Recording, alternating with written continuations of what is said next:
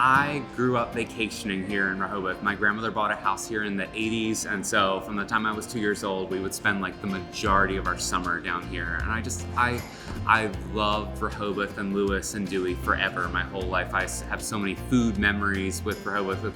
I moved up to New York to go to college, and afterwards I wanted a summer at the beach, so I moved down here for what was just supposed to be one summer, was bartending at a restaurant, and mentioned to the chef that like, oh, I like to bake on the side. It's nothing I've ever considered doing professionally. She hated making desserts, and she was like, oh yeah, you want to do our desserts?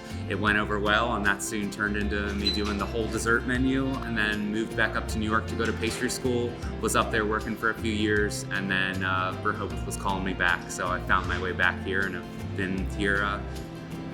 That was over 10 years ago now since I moved back from New York the second time. So doing Holiday Baking Championship was crazy. It's jumping into the national spotlight like that for basically to be tested on my profession. Like that's how I looked at it. So found that I could perform under pressure despite what I thought ahead. Like I managed to pull it out, and so it was a really cool realization for me that like, okay, I've put in the time and the training and my skill set's there, and I can do anything.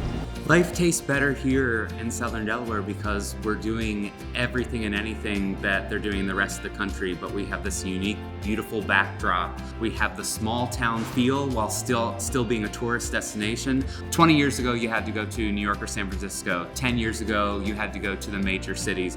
Now, great food is everywhere. It is its own New York and San Francisco right in this small little coastline. We have all the things that the big cities have, and we have so many unique chefs doing so many awesome things and getting recognized for it. Every day I look at the list of new places and the places that I want to go out and try, and there's so many choices around here and so many things that like I can't hit them all, and so I think it has that same vibe as when you're in a city.